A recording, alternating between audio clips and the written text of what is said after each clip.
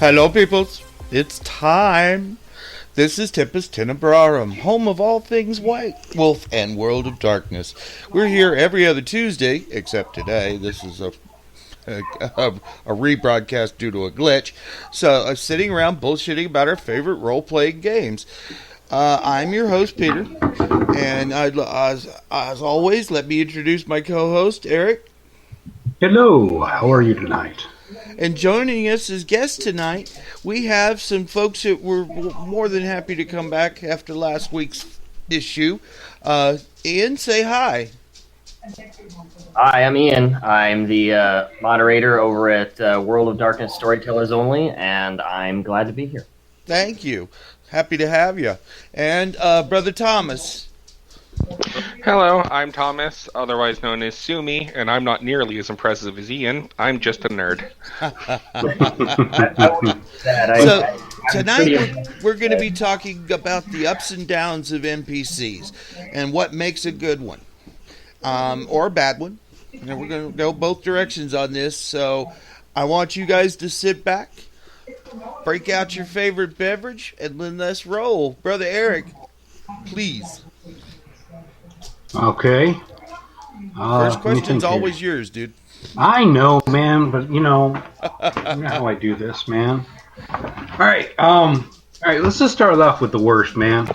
I already got one name on my lips for the worst NPC ever created, especially for this game.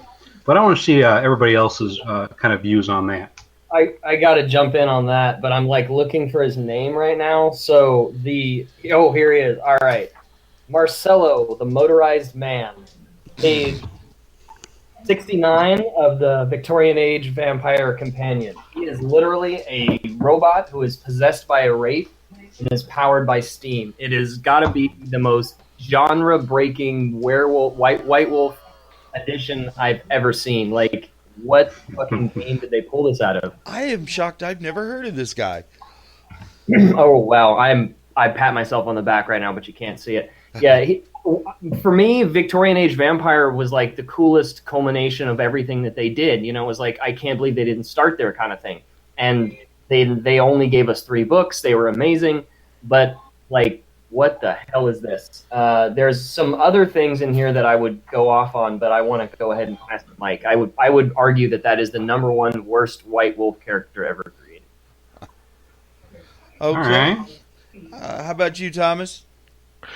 I'm pretty sure Eric and I agree on who the worst character is, at least the worst NPC we've both ever seen. And I looked him up after he was mentioned at the end of the Pentec show, actually, and I agree that it is Samuel Haight. Yeah, Samuel Haight. Yeah, he's a Malky, isn't he? No, he's not. He's everything. Yeah. He's a douche canoe. Yeah, he's all the like dumb things that you don't want to be, right? So he's a guy who turned himself into a werewolf and then became an abomination. Like, oh my god, this guy is ridiculous. Oh, and then it keeps going. Yeah. Apparently, he's a former everything. Former kinfolk, former ghoul, former skin dancer, former mage. Just awful. God, that I is feel like he was somebody's character, and in an early game, and they just like had to include him. Like, remember that guy I played, Samuel Haight? He was so cool, you know. And like, I don't know how else he could have ended up there. It's like the MacGuffin times MacGuffin to the MacGuffinth power. Exactly. Let's see how many different systems can we break basically, with one guy. He is the best example of a bad idea. Like, hey, do you really want to do that? Yeah. I'm not sure what to say about that character. Like, I don't know how it passed the sniff test. If I remember correctly, he started out early, and I think it was just maybe half running gag, half they didn't know how to put on the brakes after a certain point. I do know apparently his current location is an ashtray somewhere in the ruins of Stygia, so... Oh, really? I didn't know that until you said that in the last episode. Like, that was so funny. Where did that come from? Like, what is that from a book that you follow? I mean, that's the coolest edition I've ever heard.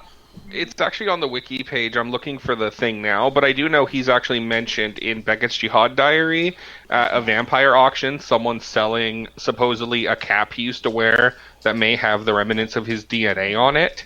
Perfect. Like some goblin market shit. I love that. Just some weird shit. Someone's actually- like, it's the hat of his, I swear. It sounds like you're just gonna roll into All-Star or Pawn Stars. Hey. Okay, it happens in Mage Judgment Day. There you go. That's when he dies, and gets put in an ashtray in the ruins of Stygia. Isn't Judgment Day like a collection of short stories? Yeah, he was mostly apparently in fiction, just popping up now and then, being the quote unquote ultimate badass. Oh, okay. Yeah, that's he actually had his own like full kind of book, back in old second edition stuff, and that's where I remember him from. And yeah, I just remember reading that, thinking, well, yeah, there was probably some sort of intoxicating thing involved with that. Yeah, I don't know. I feel like at some point characters like that, I mean, I'm repeating myself now, but they have to come from somewhere. And for someone to say, hey, man, would you like to make a ghoul who then turns into a mage and then becomes a skinwalker and is jealous of his... I mean, like, who would say yes to that? I don't think anyone really did. I really think he was somebody's character. And they're just Either like... that, or I also think it was an exercise in why we don't do this stuff. Yeah, I guess, why we don't let this stuff cross over. Yeah, I forget that people sometimes, a lot of times, include humor, like bake in the humor into the game, and I'm not big on that. One of the reasons why I gravitated towards White Wolf games is because of the seriousness. But yeah, I guess it could also just be a joke. It's early enough in their meta plot that it could have been introduced purely for humorous reasons. By your guys' description, I think Dude has already won the contest on worst. But you guys, I still haven't told you mine. No, what is yours? Victoria Ash. Yeah. So Victoria Ash, I'm going to go ahead and jump on this one.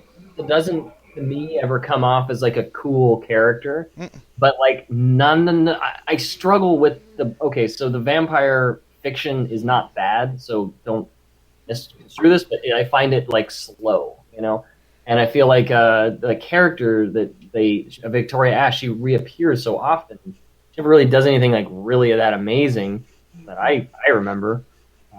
So yeah, I wouldn't call her the worst, but God, she's kind of boring, right? Well, not just boring. I mean, it was just she was only, as far as I could tell, she was only in the books to give a viewpoint on anything else that major was going on. She wasn't actually part of it, but she was there.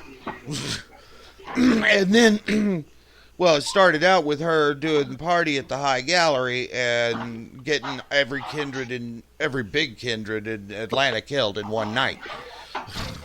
Yeah, if I can pause over that for just a minute, what he's talking about, right, is the very first novel, and it's about the Toreador, right, the clan novel Toreador, and the entire first 150, 200 pages is Victoria Ash setting up this party at a museum and trying to get people to walk through one door or the other, where she has heaven and hell represented by different artistic. There's a lot of background noise. Different artistic works, like Rodin or whatever, and it's so fucking slow. Like, I just don't even get the whole. To this day, don't really get the point of that entire 200 pages. Okay. Well, the only thing I can say about about the clan novels that Pete always talks about is that there's a whole shitload of them. There's 13 of them. So you have to spread this story among. It's almost like a comic book, Well, that was just the original editions. Yeah, I don't know, man. The novels, I'm super happy that they made them. That's probably the one thing that I think that they're missing. Fifth edition is amazing. I'm so glad that it's coming back. We're all very happy at that. But and the Storyteller's Vault, oh my God, that is amazing. But like, dude, what's up with all the the novels? I'm really excited to see them put out like official novels, But I don't think the first, I think they could. You cut off there. Can you still hear me? Yeah. Nope. Yes. Yeah, I just said I think they can. I think What they just can. happened? Okay, we got our first question from Storm. She Hello? wants to know what makes a bad NPC. No. We can hear you. Oh, okay. My Promise. computer just did something goofy as shit. I'm sorry. It's okay. What makes a bad NPC? In my opinion, what makes a bad NPC, I kind of want to break it down to one of three things. The first is they contribute nothing to the story. If they're just kind of there for fluff, I don't feel like they make a good, compelling NPC, because that's what I like to see. Also, if they're broken, both as in too powerful or not really powerful enough, you kind of wonder, why are they even here? And then I guess the third one would be, or the third option is, what makes a bad NPC is just, if they're utterly uninteresting, don't put them in. Like, an NPC should be interesting. They shouldn't be there just to be some random mook that's boring. Yeah, I would second that. That the number one thing that I feel like makes a bad NPC in the White Wolf world. I mean, there's a million different things you could say about that the term NPC being used in all these other games, but in White Wolf, I think the recipe for disaster is cheesiness. They rip off some very obvious trope, like this steampunk robot. Like, Jesus, come on. Or in the same couple pages, they have like an obvious ripoff of Dr. Jekyll and Mr. Hyde. It's a Sir Dr. Jebediah Aaron Cotton / Jerry Aaron, and like, oh my God, just stop. Who did this? 20 lashes for you. And I don't understand why people do that, other than they need to fill pages. But yeah, I think that's kind of what happens. They go, dude, okay, you signed up to do 5,000 words. Where's the other 1,000? And they just go, oh shit, what do? I need 2 Victorian bad guys. How about a steampunk robot and a complete ripoff of Dr. Jekyll and Mr. Hyde? And boom, I get paid. I'm not trying to be rude, because I am also a writer. I'm a novelist and I'm a scientist, and so I get paid. Everything I do comes down to me putting pen to paper. But I really think that happens. You're under a deadline. You said you were going to get 5,000 words. Where are these other 1,000 words going to come from? And you just kind of pull them out of your bum, and you get fucking Sebastian the fucking robot or whatever. Eerily, that's how a lot of people pass college classes. Dude, tell me. Write an essay. Now see how much bullshit's in it. This one's only 75% bullshit. At least give that a C. Yeah. I kind of cringe when I read some of my old essays. It depends on what the subject matter was. Tim mentions in the chat that he hates overpowered NPCs like Durga Sid. That was some of those characters in the Giovanni Chronicles.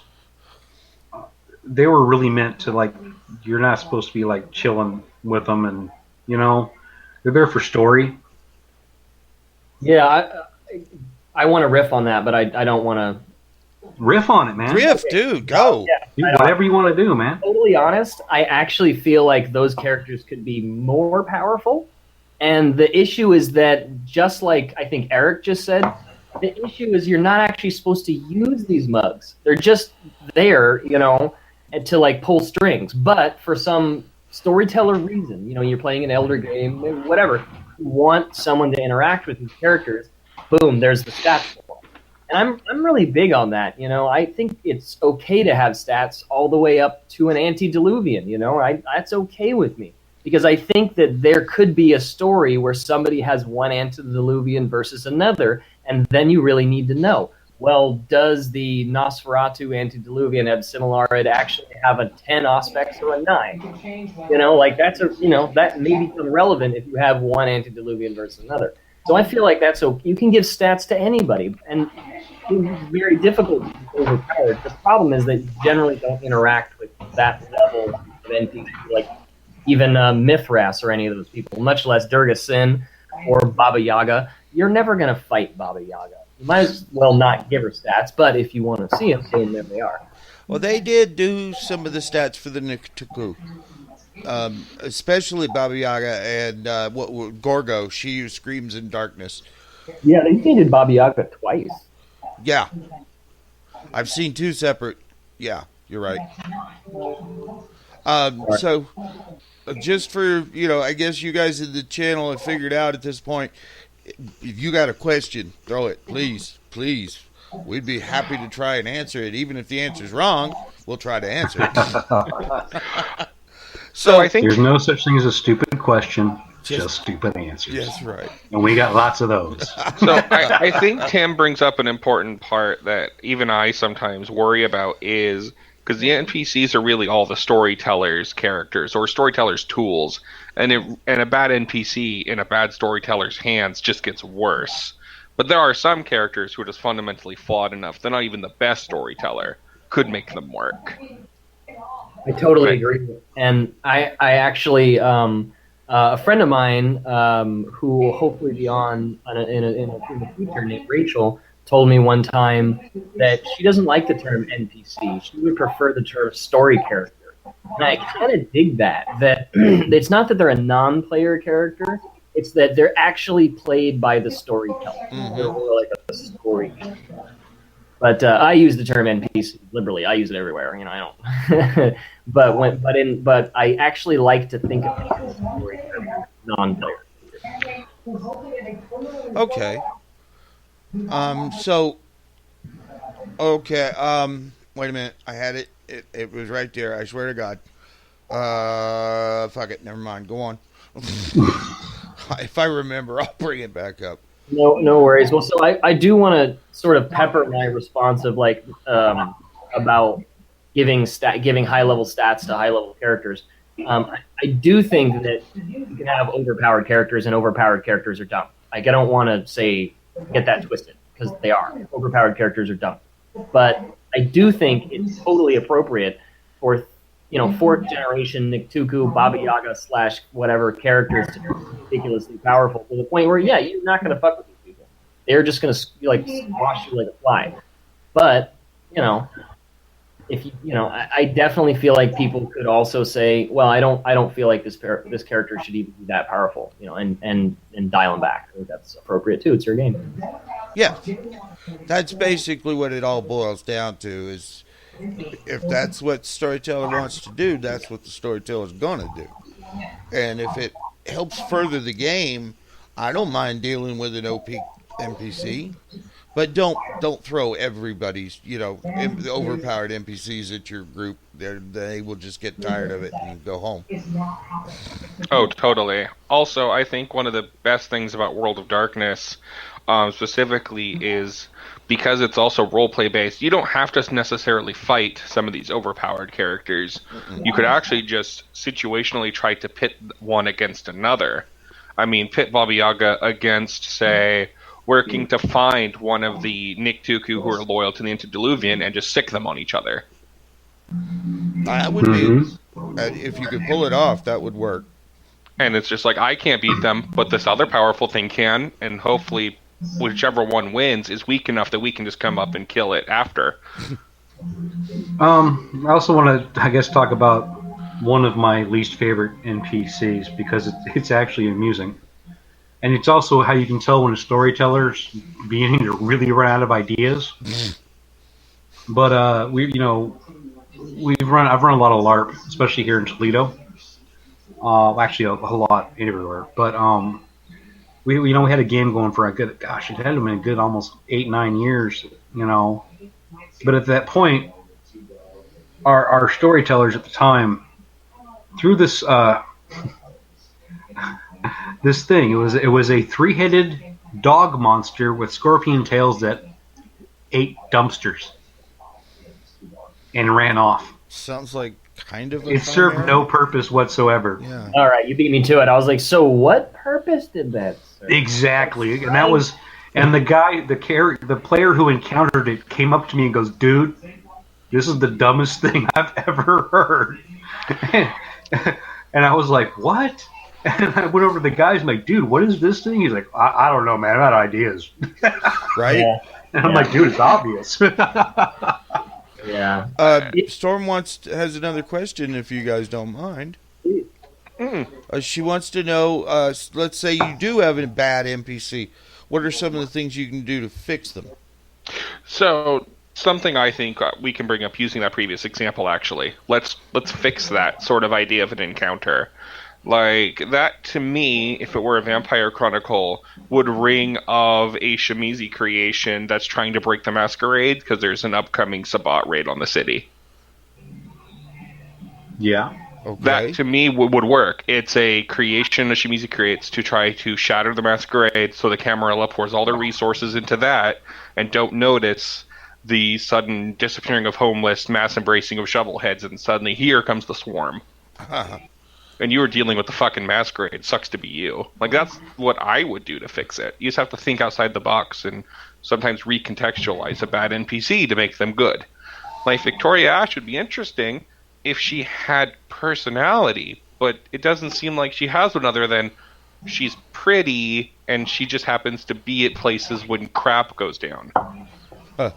I've always wondered, since the Sabbat really have no fucks about the Masquerade, Well, no, they do. how much fun would it be to let a war ghoul loose in them all? Again, if it's in their own territory, I mean, they do care, because, again, they also don't want hunters in the Second Inquisition. They're not afraid, but that's a nuisance. But in a Camarilla-controlled city, they'd probably down the cameras first, maybe, or, yeah, that'd be hilarious, just shopping mall war ghoul. Yes. Well, remember there is that shopping mall game that they play where they're tag, I think it's called, and they run around shooting each other with shotguns. Oh, Yep. Mm-hmm. But That can be played all throughout the city. Sewer Yeah. lids, the whole 9 yards, man. sewer lids, that's right. Playing frisbee with the sewer lids. So the number one. So I really think I was actually going to tell you. I think this could be a whole other episode, but I think the way that the Sabbat really are with the Masquerade is sort of misconstrued, and I really think the next Sabbat book is going to cover this. The Sabbat definitely care about the Masquerade, but only in a way that it serves them. You're not going to get punished for breaking it. You're only going to get punished if what you did is a problem. If you fuck up and that brings heat to the pack, you might have a problem. But is it really an issue if you use one of your disciplines in front of people and then they run away screaming? Not really. Unless maybe they have a camera and then they find your haven and then then it's your fucking fault and we're gonna diablerize the shit out of you. But I don't really see it as they don't have a Masquerade as so much as they don't have a hard and fast rule about here's the rule of engagement with humans. They have more of like a subjective rule of just don't get us killed. Actually, I'm fucking that up because they do have very specific rules. I think it's more about safety. And now I'm just going to go run and grab my Sabbat book. Ladies and gentlemen, this is an important announcement. Thank you guys for in the chat. We've broken our live listener record. Yay! We just did. That's fucking awesome. Thank you, Wow. guys. Damn. Awesome. Neat little fireworks going on. Yeah, right? Woo! Just raise three kinds of hell. But yeah, thank you guys. You guys are why we do this. Now, granted, it's also a lot of fun, but you guys are why we do this. New Wave wants to know, she said she forgets what the Sabbat call their version of the Masquerade. Their version of oh, sorry. Go ahead, man. Oh, you first, because I think I might be wrong, but I think their version is akin to something of like what they used to call it back in the Dark Ages, like the Silence of the Blood, or just the Silence for short.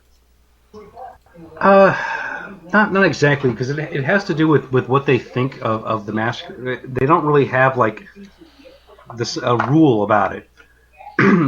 Basically, everything in the Sabbat, no matter what it is done for some kind of purpose.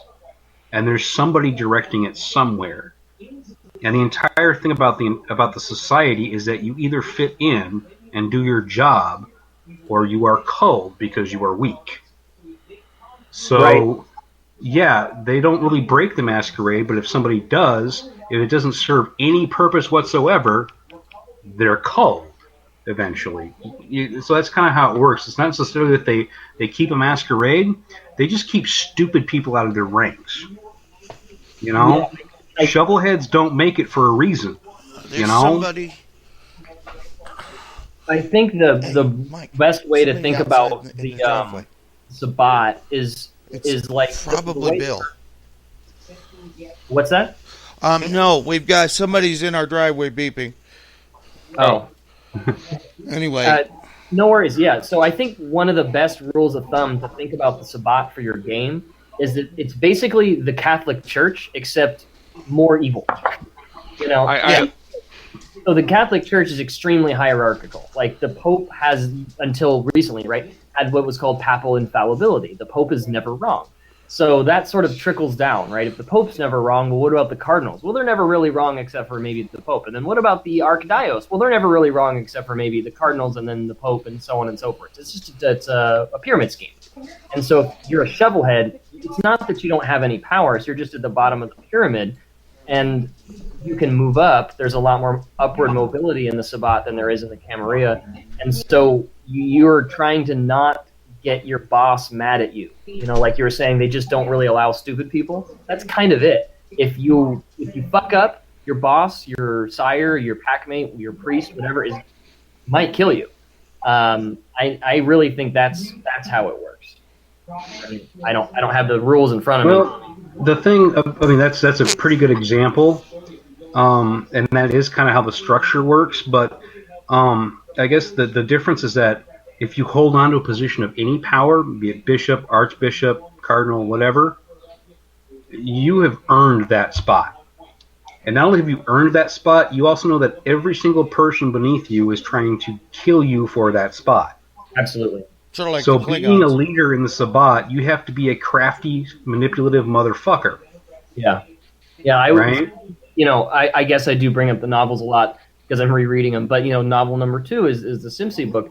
And in that, they're having a meeting in Atlanta before the siege. And in one of the passages, while Sasha shows up, they said they had already had 3 fatalities in the night, just trying to discuss things between pack leaders. Yeah, it's not a good convocation unless there's blood on the table. I believe that's the quote. Though bringing that up, what does everyone think of Sasha Vikas? I like her. Or he, whoever. Them. According to Beckett's Jihad Diary, it's now them. Yeah. Oh, them. Yeah. Because Sasha and Tremere were lovers. Was it Tremere or was it? It was Tremere. He's the one who taught her thaumaturgy. Or him. Whatever. I thought it was Beckett. Okay, Sasha is whatever it wants to be, Yes. and there's Yes, a they big are. reason. There's a big reason why it's now them, and it's Yeah. more than just what they recognize as in like the antediluvian that lives inside every one of them. Yeah. He's like, hello. Yeah, no, So, because yeah. Sasha Kinda even like the refers to Madness themselves in the Network. plural now. They say we and us. So, yeah, no, there's a lot going on with Sasha Vikas, and I really dig Sasha. I like the idea that Sasha they were Archbishop of, I want to say DC before Marcus took over. Yeah, it was something, Sasha? and it was because they just don't care. It's like, Yeah, they I'm fucked doing off. this, and then they're like, all right, I'm done, and I mean, they're a Priscus, which is just kind of weird advisor, but yeah, it's just they do whatever they want, and if it's Archbishop for a while, it's Archbishop. If it's a plant, it's a plant. Yep. I like the idea that I've seen in some literature and some people who compare Sasha to Beckett, and it's like Sasha and Beckett are kind of similar, except one's independent and one's definitely fucking Sabbat. Oh, yeah. Yeah, let's pause over that for a sec. So I think Beckett is one of the best NPCs in the fucking thing. Yeah, He's so he amazing. is. I love him. He's like Carmen Sandiego. He's like all these cool things. But like, why is he a fucking gangrel? Like, really? I know there's a lot behind this because I am writing the Kiyosid handbook, but like, why isn't he a Kiyosid? Doesn't he actually seem like a library guy? Like, why a gangrel? I posit what I posited last time we talked in private. I think it's to show that stereotypes don't fully rule everything, and also B, him having protein saves his life a lot in the different books. Right. And I think that's one of the reasons why is they're like, how could we have an archaeologist who could survive like, oh, daytime's coming, but I'm an archaeological dig. Oh, melt to earth. Yeah. Or Boom. fortitude. Auto badass. Yeah. Automatic badass. Yeah, I think you're right, too. And then I agreed with you last week when we talked about this. I think he's such an early NPC that they literally said, what is this Indiana Jones character most unlike? You know, and he's the most unlike a gangrel. So let's make him one. Yes. Because then people will think about gangrels differently. Yeah. Oh, he's completely out of the typified gangrel. He is, and I love his character. He's so snarky in almost everything he's in. He's snarky, he's cool, he's charismatic, and he really sticks to the independent path, which I really like, which shows it's possible. It's a hard path to follow to be truly independent. Yeah, I think there's a lot of talk about like who are the Nkanu. I think that's like some of the only, fertile ground left for White Wolf to cover. Like, give us a source book on the Nkanu. Like, where are they cultured and blah blah blah. But I think Beckett is probably the best example of an Nkanu. Like, that's who they are. That's what they do. He probably isn't one, in the meta plot, like in the canon, but I feel like that's the real mold. That's what they look like. Well, I've always understood the Nkanu as being first rule of the Nkanu is you don't talk about the Nkanu. Well, I think the earliest NPC that was actually labeled Nkanu, and here I am, like 2 minutes later, saying Kiyosid again, but was in the Storyteller's Handbook to Sabbat, 2nd edition by Steve Brown, was that character Bartholomew, and he was a very high humanity, low generation Kiyosid, and he was an official member of the Nkanu and was like friends with the Geru and all this jazz. It was very interesting, but yeah, I'm not sure. I can't think of another Nkanu character that they actually gave like Bat's background, everything. Well, I think the Nkanu were originally intended as seekers of Golconda. Mm-hmm. Oh, really? Yeah. Yeah, that's what they're talked about as in Beckett's Jihad Diary as well. And some sort of like, and the Nkanu aren't necessarily like a full-on connected sect. It seems like they have splinters within themselves as well. Because there's a character Beckett meets in the book, I'm trying to find her, where was an Nkanu, but she fell off the path of Golconda and kind of got kicked out because of it, still considers herself part of them. And It's an interesting idea of all of them are chasing Golconda, but as of yet, almost none of them have it. Yeah, so funny. I didn't know that. I actually thought the Nkanu were kind of like the Watchers, kind of like Men in Black almost for vampires. Mm-hmm. Made sure that these certain things didn't happen, kind of thing. But yeah, I don't know. No, it's true. They are that, and then they're also seeking, like, there's a bunch of different books on them that are kind of different, and therefore it's all very interesting how sort of varied the Nkanu seem to be, which is why I think they haven't fully hammered out what they are yet. And again, with narration and White Wolf, everything is from perspectives of people you cannot trust. Yeah, that was actually the first real unreliable narrator that I encountered just in reading. Like, I didn't really get what an unreliable narrator was until I read a bunch of White Wolf stuff, and I was like, whoa, what happened here? Page another book, it's page that, and like, oh, these things don't make sense, what's going on? And then you read it again, you're like, wait a minute, this was written in first person. They're both written in first person by different people. Very clearly just a different opinion. And I thought that was just fucking genius. Now, that's what we're here talking about him. We've got a couple more questions. from Storm again. Her first one is: would NPCs that break the mold be good or bad? Depend, and I'm gonna have to go. That depends. It does depend. Like, Beckett's good because he's well-rounded and secure in himself, and it points to a fact that not all members of a clan are going to fit the clan stereotype. But then you have characters who don't fit into the mold, like, honestly, most bad Malkavians. They don't fit into the mold because they're just badly written. They don't understand the depth of sort of where they're coming from, and therefore, like, I remember a friend of mine described an NPC once where there was a Malkavian prince of the city who had true faith in a pencil and would use it to bless water in a squirt gun and spray neonates when he was mad at them. And, like, none of that makes any sense. And it's all just kind of stupid. Yeah, that's strange. New Wave says she likes she likes characters that stand out from the clan stereotype, specifically like Beckett. Yeah, I think Beckett is the best character and a really good model for like what a good story character looks like, or even a player character. And also that, like was said earlier, that Samuel Haight is probably the worst character. I would argue maybe it's another guy, but he's a really good example of what not to do. So he's a completely different thing. He's breaking the mold in like 11 different ways, and none of them are really connected or coherent. Like, how did he go from ghoul to skinwalker to mage? Like, none of these things are connected. And that is also bad, and it's also breaking the mold. So it depends on how you break the mold. Break the mold like it's good. If you break the mold like Sam, it's bad. And I think your character choice also for worst also shows why breaking the mold is bad, because it's a mechanical person that a wraith inhabits. It's Ghost in the Machine, but steampunk. Like, It breaks the mold for vampire, but in all the wrong ways. And even for wraith, it just breaks the mold. It's like a first edition mage kind of shit. And I don't mean to knock first edition mage, but like, come on. But they were seriously OP in first yeah, edition. It's totally like Spelljammer kind of stuff.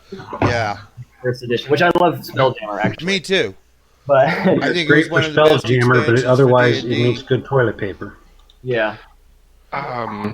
So, to answer Storm's question about what's an Incarnu, the Incarnu are a secretive sect of kindred who apparently observe the world from the shadows. They don't interrupt, they don't interfere, they observe, and supposedly are all trying to search for Golconda, but that's contradicted in different source materials. So their true purpose is unknown, and one of my least favorite NPCs is supposedly was a member at some point.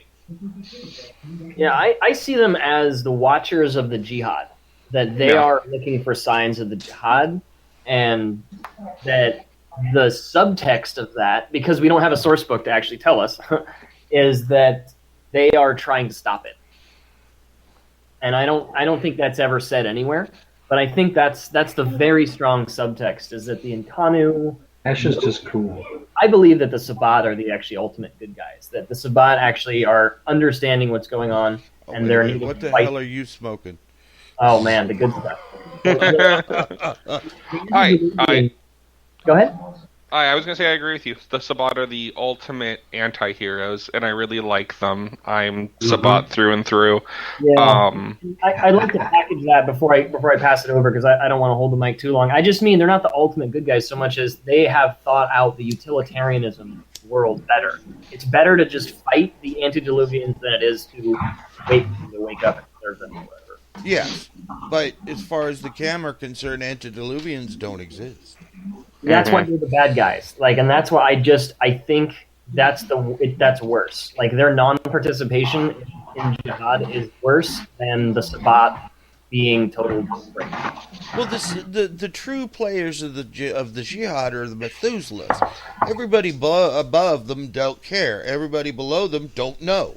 And that's why I think the Incarnu are the real force behind the jihad. I think they're not just the watchers. I think they're the ones trying to prevent it, like Men in Black. Yeah. Shara wants to know, is it good to make NPCs that break the mold? It's best to experiment with them. I think instead of trying to fit cookie cutter, experiment outside the mold and let your players give feedback and then adjust NPCs accordingly. But I think breaking the mold and going outside it is a far better instinct than staying within it. Oh, okay. New Wave wants to know what our take on Hesha is. I'm gonna take this one first. I love him. I think he's one of the best NPCs ever. He's in the top 5. I read about him in Beckett's Jihad Diary, and I fell in love with him, and I've started researching him more. I mean, he's a really good follower of set character, and he's great as as sort of a resource for your group and your story, as well as an antagonist. He's multifaceted, and that's what makes him so fun. He's not just your typical Setite either. He's the prophet of Typhon. Mm-hmm. What do they call the Setites now? Those are they're still Church of Setites. Set. The Ministry, I think, is another word they're called in V5 now. Yeah, the way that they have changed them, I think, is actually pretty cool. They've made them just like super uber religious. That's I think it's a good one. So we have no idea yet. No, not yet. I like I said, I think he is one of my favorites. Now, I mentioned last week off the air, and I mentioned it again to Thomas when we were talking before the show. My favorite NPC is the Little Tailor of Prague, the master Simiche Wargul maker. He's just epic. He's epic in a way that he's not really. I don't think you could actually play him as a PC. I just don't think it would work. But he's one of those fun characters that just pop up every so often. I agree. I think he's perfect as a NPC reading up on him. He's a fun sort of, and again, you can cast him depending on your chronicle as either an antagonist to be fought or a resource one can go to as an ally, but God only knows what price he's going to ask you if you want one of his creations. Pound of flesh means something entirely different to him. No, first generation are his children. Cain. The I thought second. Cain. Oh, you're right. Cain's first. His children were the second, and then the second spawned the antediluvians, who then rose up and ate their sires, and then has started the whole jihad. Because the third generation's full of assholes who are all, or okay, not all, but some of them are also very compelling NPCs. Absolutely. Like what's the original, the true Bruja? No. Right. Troil. No. Not really. Troil. No, that would be the original Bruja is Bruja. Now, the way they believe what happened is that Troil did something to Bruja. Diablerized was the thing that they say, and it made her crazy and pissed off easily, and that's where all the modern Bruja come from. And that's what the true Bruja say is their whole deal. Whereas the Bruja clan claimed Troil was the third antediluvian, and the true Bruja are a bunch of fakers who don't know what the hell they're talking about. Right. If they've got Temporis, it definitely makes them true Bruja. Oh man, you said Temporis though, so now I have to go there. Any true Bruja is the worst NPC. You know my answer. Yeah, okay. Well, I will say this about Temporis. They did pretty much fix a lot of it, because a lot of those powers are, if you don't do this right, you die. Do not pass go. Do not collect $200. The combination of Temporis and Celerity. No. That's There's an immediate no. There are Temporis powers that just do that. Mm-hmm. Like, if you don't do this correctly, your character doesn't. You don't just take some damage. You die. Now, if you try to learn Celerity, you do this like big explosion, it's like putting a bag of holding into another bag of holding. That's exactly. Or turn a bag of holding inside out. Yeah, well, the classic one is a portable hole inside of a bag of holding. Yeah. Yeah. Mm-hmm. Okay, questions we have. New Wave is asking about the Setite clan novel. Yes, it is awesome. And yeah, Hesha, you really get a good inside look at Hesha. He's just that much fun. He's probably, now that he has possession of the eye, is probably the strongest active kindred. And this day and age, and as far as I know, he's still around. Right? No, that's some. Oh yeah. Oh, I think he's still alive. Yeah. Yeah, what? Yeah. Just. What? You first. Ah. I was going to say, I think one of the, it's not an NPC. It's something else. It's some other story device. But I think magic items are sort of something that we have to talk about because we talked about the eye enough times. That's true. You know what I mean? Like, so I started way back in '96, and the first book that I bought was the first edition Player's Handbook. And so, or is it the Storyteller's Guide? I forget. It's the one that has the tapestry of blood in the back, you know, with all the funky magical items. And so, Storyteller's Guide. You said Storyteller's Guide, yeah. And so, I kind of from the beginning, and of course, came there from Dungeons and Dragons. So I sort of thought that Vampire was like the central theme of Vampire was these magic items, and then you read the novels, and of course that eye is central to the novels, and so I was very convinced until recently that magic items were central to the world of darkness. I don't think they are. I think in most cases they're very distant from the player characters, and that's another way to have kind of a bad NPC. Like, you're not really supposed to have that many, or if at all, magic items in Vampire, in my opinion. I'm a big fan of magic items. I think they play a great role, but they should be insanely rare. There's only 2 of them in the whole world kind of thing. Now, except outside of Mage. In Mage, they're probably a lot more common. Yeah, I mean like bloodstones. You know what I mean? So bloodstones are these things in the first edition Storyteller's Guide, which is supposedly the Sabbat just like carry them around like dimes in their pockets and just like get blood out of them. No big deal. It's just totally this weird thing of, okay, so how do you make a bloodstone? And I think that there's another one like the wooden thing that like grows into a giant stake. Like they're totally just weird. Talbot's chainsaw. Like, how do you make a magic item? I don't know. It seems strange, but I think that's another way to have a bad NPC, is to have like an abundance of magic items. Okay, Tim wants to know, do we have any suggestions for good Sabbat NPCs for an 80s DC campaign? I think at that point you could definitely use Vikos if you need a good sort of scary NPC who's technically on your side. I think that would work. Because I'm pretty sure Vikos is definitely old enough to be around and would be around at that point. Oh yeah, that would be my one of my recommendations. Yeah, or Borges or even Moncada if you really wanted to go there.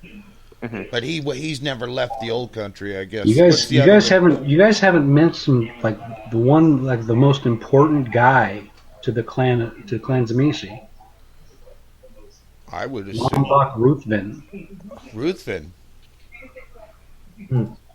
Lombok. I think Lombok is from the Most Wanted or whatever, and I personally think he's the worst Simsy character ever created. He has the coolest look. I mean, he's sitting there smoking a cigarette with his Black Death whiskey. I fucking love that picture. But he's still a little pussy. He's the guy that embraced Dracula. He's just this. Do you know why he's a little pussy? No, I actually forget. Tell me. Because the Antediluvian's been talking to him ever since he got eaten. Ever since they diablerized the Antediluvian let him know he still exists. So he's been the only one who's known for ever. And suddenly, whenever that stuff started bubbling up in New York, it scared the piss out of him even more. Bet. So he went even more crazy, going around saying all this stuff that nobody was believing, but for some reason, even nobody has ever figured out. Yes, he's a coward. Yes, he's a little dick, but he always survives. And it's only because the Antediluvian wants him to for some fucked up reason. I gotta say this because it needs to be said. I used the picture of Lombok as my character's picture for like 10 years. Every time. Every fucking time. Loved that guy. But I mean, loved the picture, but just could never get over his... Yeah, he's a spineless little shit. He's an annoying, but once you understand why he's that way, he's not trying to be, It's just that the answer... I think that just shows that he's a spineless little bitch, and I don't think that makes him cool. I think that just makes him lame. I don't know. I guess it would depend on how one uses him and sees him. Yeah, I mean, you could see him as sort of lame because, again, he's scared, he sort of rambles, he's a coward, and then at the same time, it's because, well, he has the eldest just in his mind at all times, and that has to be freaky, knowing the guy you tried to kill to free yourself and your fellow anarchs at the time. No, he's still around, he's inside you, he's everywhere, you can't get rid of him. Your entire goal is pointless, at least for right now. And all he wants to do is die. And all he wants to do is but die. The eldest won't let him. You know, that reminds me of something else that I always thought was really cool about just vampires in general. Is I forget where I read it. I'm pretty sure it was actually Torrid or a clan novel. I'm gonna have to take a shot every time I say clan novel. But I think they were saying the average vampire doesn't live longer than 100 years because they just go insane and walk out into the sun. In the sun, yeah. I always thought that was. I never got that as a kid, but it would it totally solidified the darkness of WoD, that people just can't handle this shit. You lose your humanity really quickly, and instead of going to the beast, you just walk out into the sun. Greet the dawn. Yeah. Okay, I'm not sure if this is actually a joke or not, but Shamina wants to know who is the best NPC and why is it Mirlinda? Okay, yeah, I'm not even going to touch that one because I'm not particularly sure if it is Mirlinda. Always had great respect for her, but I've never... Is she even still around? I thought she was part of the council that was destroyed. She is part of the Council of Seven, so theoretically she may be destroyed. I think it's currently unknown because her wiki page hasn't been updated with V5 info yet. So I think at this point it's assumed she's dead, but we know how that goes in World of Darkness. You think they're dead till they show up and go, "Surprise, bitch! Bet you thought you'd seen the last of me."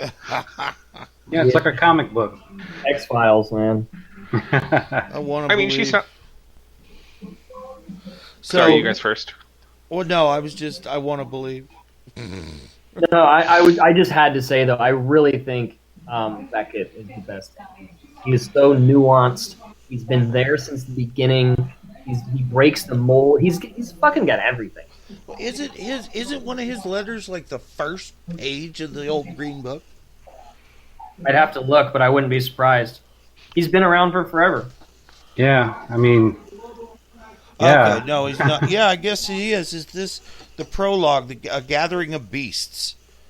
Is that not Beckett? I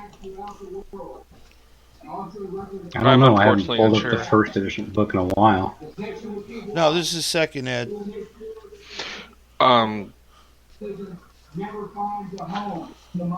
trying to remember something. I look up something because there's something for that 80s question I actually want to look up real quick. Oh, thanks for bringing us back there. I was going to say, the thing that when I heard that question at first, I thought to myself, I've only been to DC once or twice, but DC in the 80s was a really scary place. It was a lot more crime than it is today, and the kind of crime that they had there was a lot of bikers.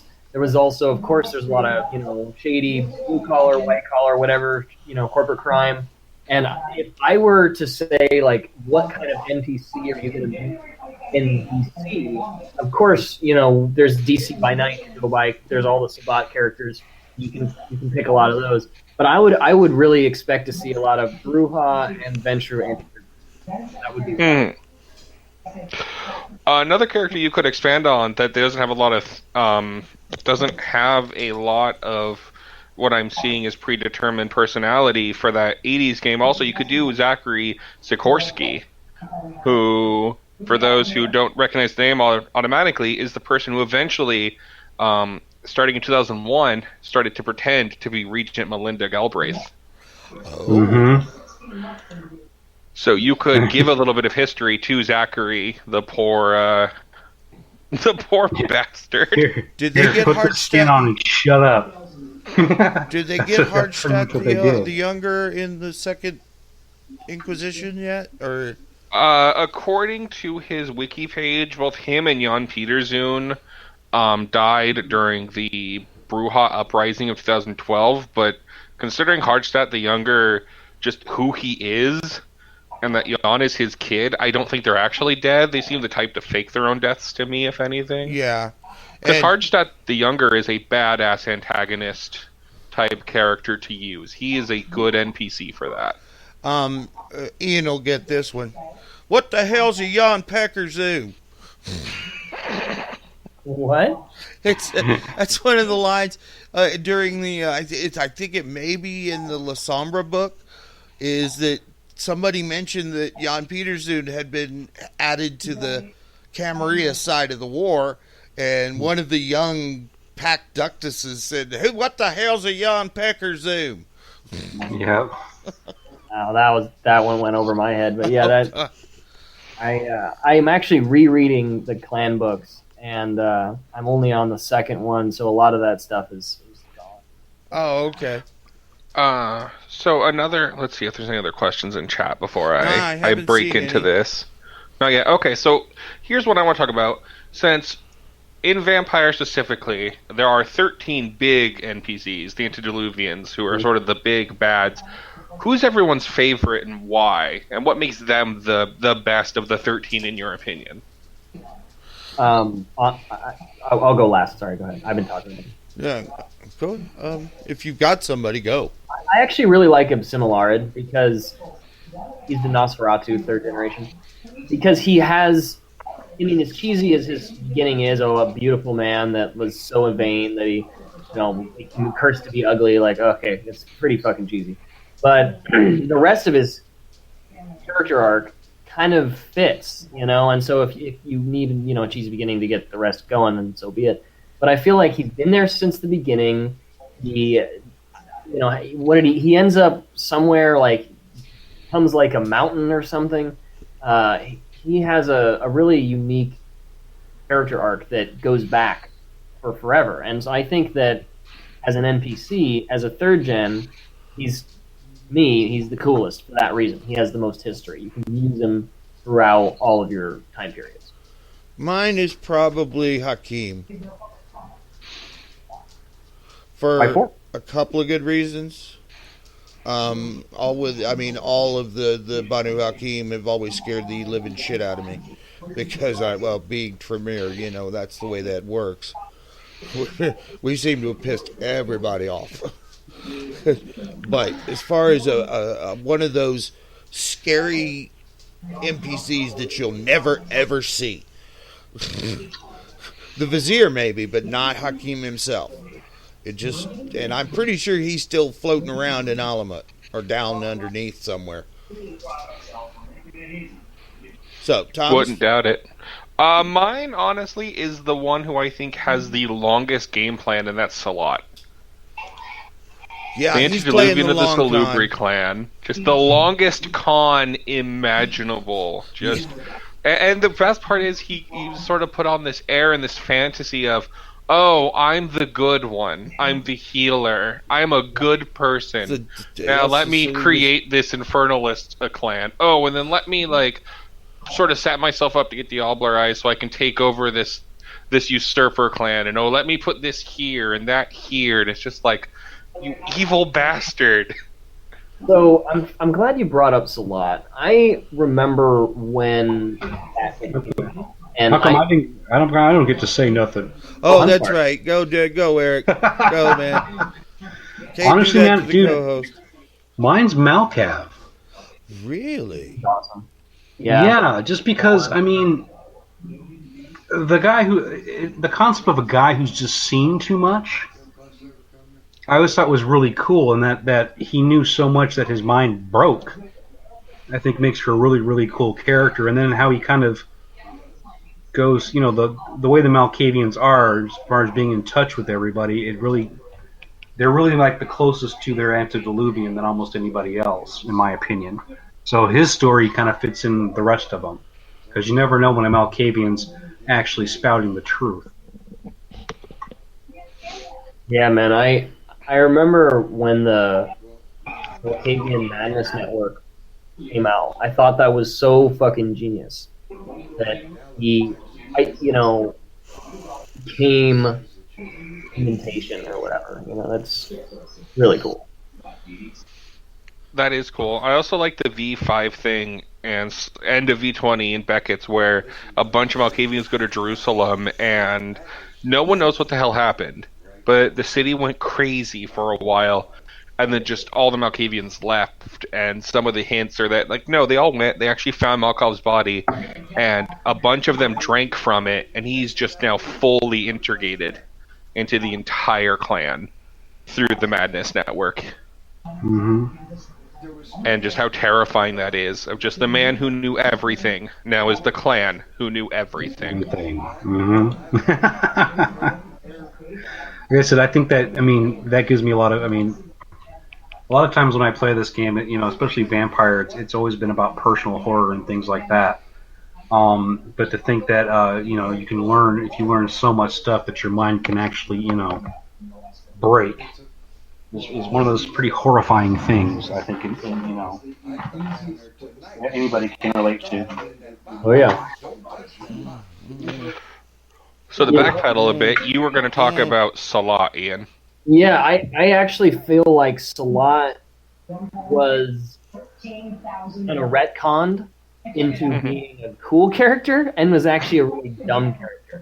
And in the beginning, it was just like this fuddy-duddy, third eye, hippy-dippy kind of thing. I'm a hippie, I have very long hair, so I say that as a hippie.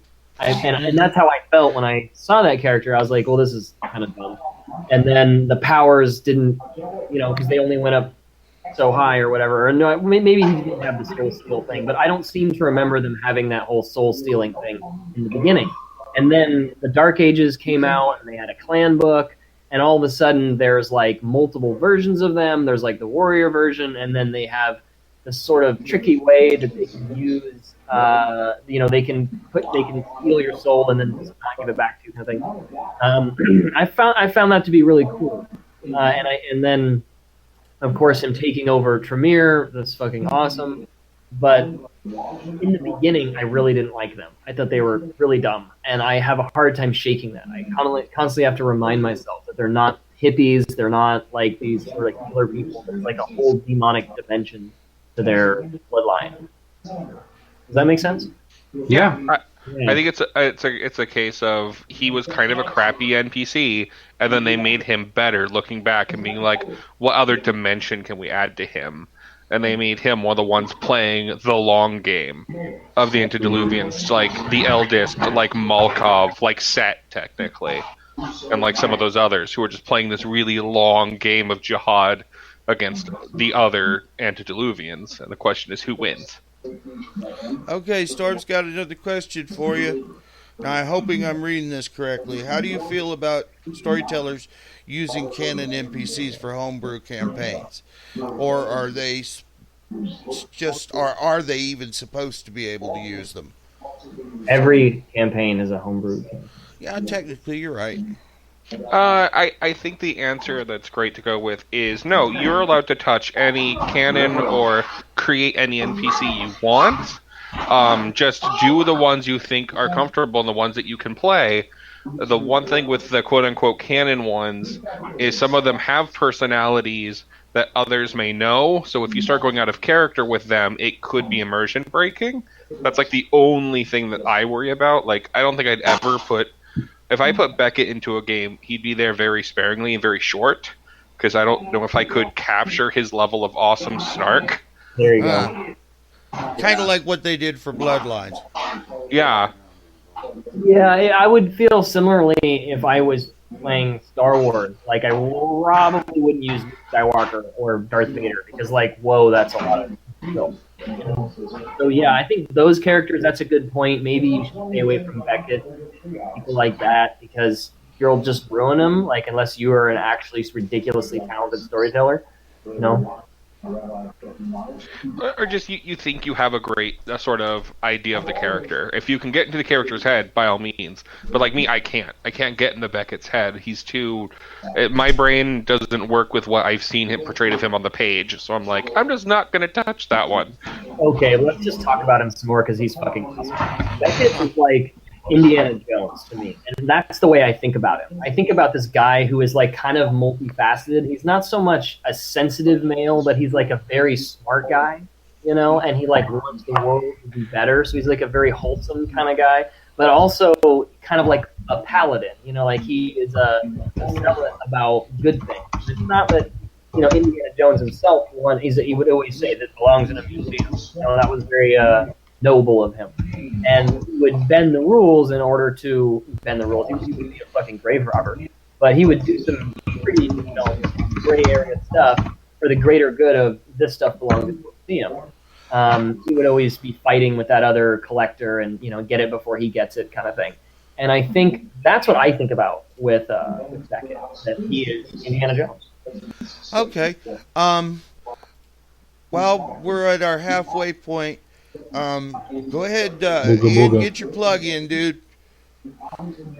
Oh, right, my plug. So, like I said, I'm the administrator of World of Darkness Storytellers Only, a relatively small but exclusive group on Facebook. We vet every single post to make sure there's no fuddy-duddy nonsense, and we make sure that it's all about talking storytellers. And I think that that's really something that we're doing here today. I think talking about NPCs is a great example of what we do. So thanks. I've had a really good time.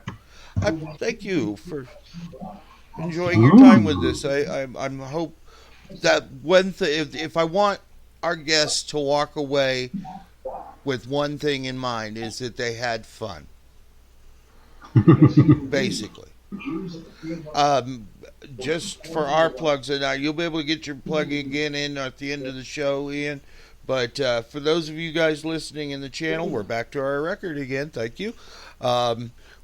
We have a Patreon link in the description. If you'd like to help out the show, get better equipment, we would very much appreciate it if you can help us a little, with a little bit. It doesn't have to be much. Just help us out. Also, hit that subscribe button, hit that bell, so that when we go live, you'll know about it. And we will be going live at some random times, too, if we come across a mini subject that we feel very good about, or even I feel very good about. I will go on the air just to do that. So, but that's what I wanted to help. If y'all could help, we'd appreciate it. Also, give us a thumbs up. We'd always love those. So let's get back to where we were. Eric is going to be AFK for a few minutes, so it's just going to be 3 off and on a bit, but yeah. Okay, that's fair. Let the listeners know too. I got to put the wee one to bed also. So okay. So I'll be back and forth. But if I go silent for a while, it's not because I don't like y'all. No. So all right. What if you were to use a team of NPCs?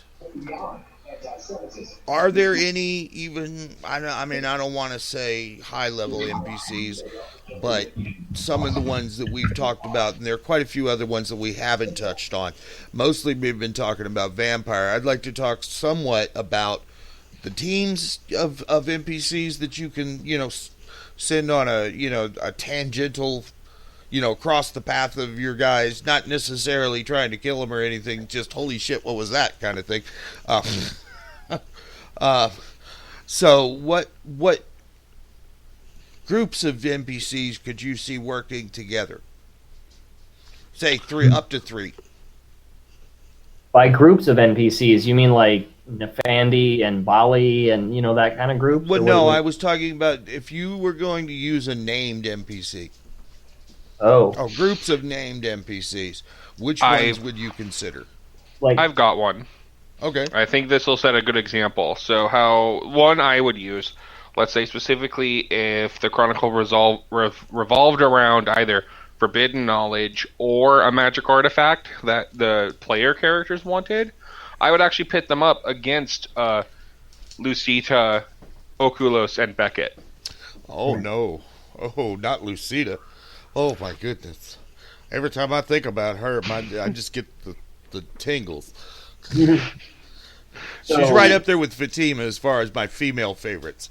right. So Lucida, as I think everyone knows, and hopefully I'm right and not wrong about this, right? She's the main character in the Lasombra novels. Yeah, Lucida of Yep. Aragon, the child of Dom Luis Moncada.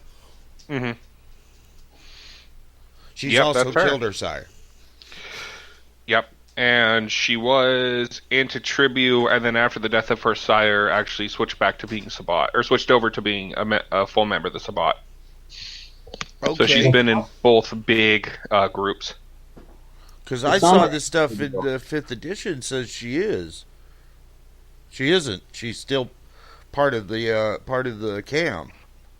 Then she switched back because in Beckett's Jihad Diary, she's in the Sabbat. Okay, maybe we Unless this is retconned. yeah, maybe. That's Shara wants to know who Lucida is again. She's the child of Ambrosio Luis Mocada, the Archbishop of Milan. Yep. She's an interesting character. She's compelling in the idea that apparently she's always been she was the daughter of a noble, turned due to her rebelliousness, and then just kept being rebellious. Mm-hmm. And so she's an interesting idea of, again, someone who breaks the mold for Lasombra, because she's kind of got like a Bruja rebellious streak, but she's a bit more level-headed in her rebelliousness, at least from what I've seen portrayed of her, especially in, again, Beckett's Jihad Diary, the book I keep going back to.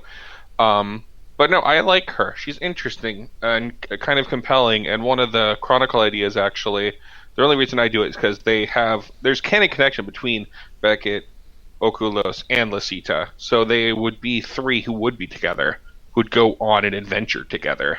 Shimino that's why says she flipped back again, so yeah, she's Okay. Cam again.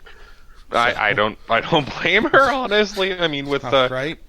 especially since one of the plot points is there's a Chronicle idea where some slight spoilers, the fake Melinda Galbraith gets assassinated finally.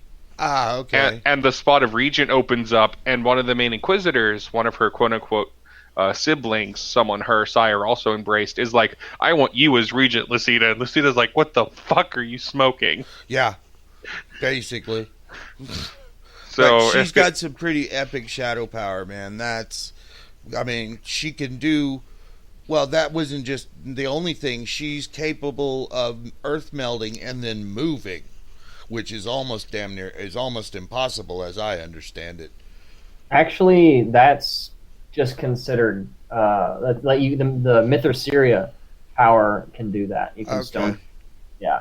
But to go back for a second, I actually feel like Lucita is the archetypal Lasombra. Yeah, the De Aragon family it controlled Spain and Italy for like 500 years. It's a sort of war of kings, families killing, brothers killing brothers, cousins killing cousins, kind of thing. And so I think it was a perfect family for her to come from. And in that, she is always fighting for power. She's somebody who already has power and wants more and is willing to kill family and friends to get it. And I really feel like that's who the Lasombra are, and that's why they haven't won. That's why they're not the Ventrue. They're not Ventrue light at all. Ventrue are very organized and respectful in comparison to the Lasombra. I think the Lasombra are anything to win kind of people. Yes.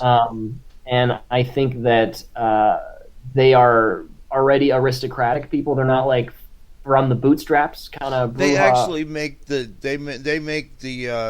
Ventrue look the least snobby. There you go. Yeah, exactly. And I think they're kind of like a very dark version of the Lasombra of the Ventrue. Yeah. Yeah, and for me, when I play the Sabbat, the reason why the Lasombra haven't taken over the world is because they're so competitive with each other.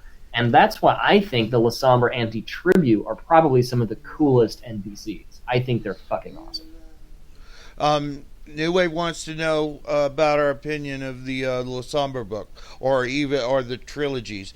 I haven't read the Lasombra trilogy, but the Clan novel is great because it is pretty much all about Lucida. And I gotta say it, the clan book, the first one, the second edition clan book that's printed on black fucking paper. Oh my god, that shit is so cool. Well, what are you gonna do with obtenebration if you're not gonna just man. go with it?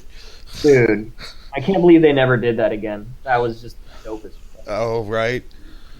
I never actually got that clan book. I've got Nosferatu, Asomite, and Tremere. Actually, both versions of the Tremere clan book.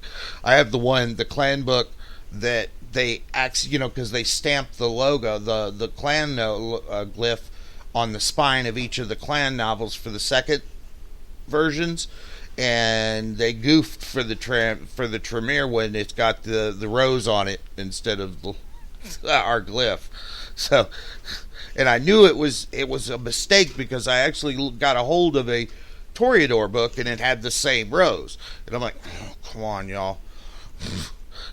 Why didn't you? It's like the Prince's Gambit box. What? Nobody proofread it?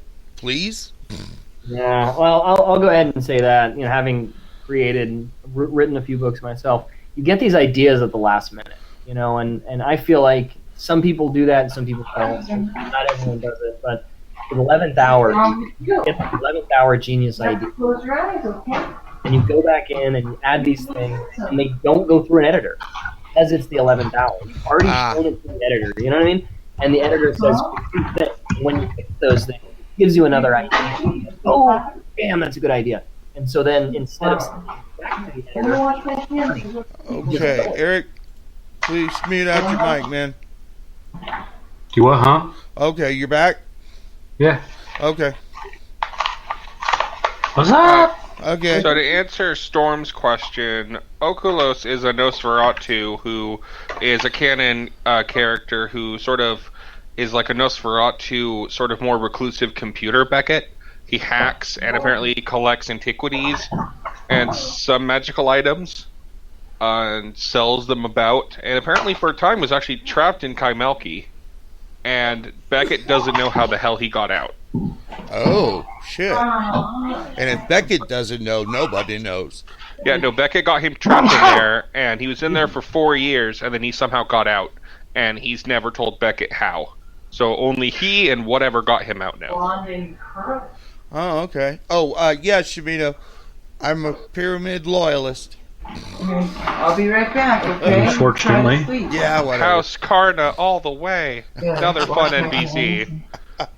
Yeah, Karna. She's fun. I like the idea of the revolutionary Tremere who started the shattering of the pyramid. Yeah. Not particularly fond of that, but well, okay. She put a crack in it, and then the drone strike kind of took care of the rest. Is that what took out the I love mother house? that happened to your clan, Pete. They got Is that what happened strike. to the mother house? Yeah. Drone strike. Really? Yeah, the Second Inquisition hacked Shreknet, and when they did, they discovered the location of the main chantry in Vienna, is it Venice? It's Venice, yeah, sorry. Yeah. In Venice, and then believing that was the headquarters of all vampires, they drone struck it, and then they sent in people under the guise of anti-terrorism and just torched everything that moved inside the main chantry from top to bottom. Yep. Tremere, all them bad boys, Vienna. all dead. So theoretically, the Council of Seven is dead, and Tremere himself is dead. Theoretically. Well, okay, if we're going canon, it's Salat took Tremere's body. Yep. Tremere took Goratrix's body, and Goratrix wound up in a mirror. Okay, so under the current canon, then supposedly the Salat worm has been burnt to a crisp and is gone. Tremere is still out there somewhere, posing as Goratrix in the Sabbat, and Goratrix is still in a mirror. Yeah. Yes, that's what I was telling. It's not Venice, it's Vienna. Yep, yeah. So, and I love the cathedral in Vienna with that really cool astrological clock. I was like, oh yeah, that is so Tremere. See, I knew it was one of the V ones, because the other V belongs to the belonged to the Giovanni. That's where I was getting mixed up. I was like, crap, which one is it? Yeah. One of the V cities. That was one of the ones I was actually going to mention as far as NPCs, especially high-level NPCs, was Cappadocius. I hate that old fart. I will give him this. I love the very idea of a vampire who decided, I want to diablerize God. Yeah. Like, that's such an interesting idea of, I'm going to reach apotheosis and eat God. And it's like, well, you've got high aims. I can't say, no one can question that. More power to you, bro. I just my favorite clan book to read actually is still the revised Giovanni clan book. Really? How come? Yeah, because, man, it's got some of my absolute favorite views of other clans and the way they look at themselves. I mean, they like I said, and I'll say this like 100 times, my favorite, beginning to a passage about something, especially about the looks on the other clans, is called Everybody But Us is Stupid. Yeah. And then when they go into that there's more than just, the Giovanni family, there's other families also, like the Milner family, who keep the skulls of different Kennedys on their mantle, those guys. Shira mentioned something further back. I'm sorry. I didn't mean to cut you off. That's cool. She wanted to know what Oculos escaped from, just as a... Kai Malki, actually bringing it back to Cappadocius. Yeah. Kai Malki is a magic city that Cappadocius inscribed a warning above the door that said, may no child of Cain leave and may no child of Seth ever enter. And he basically trapped a large number of his clan in there, and with very few of them knowing animalism, they eventually fell to diablerie.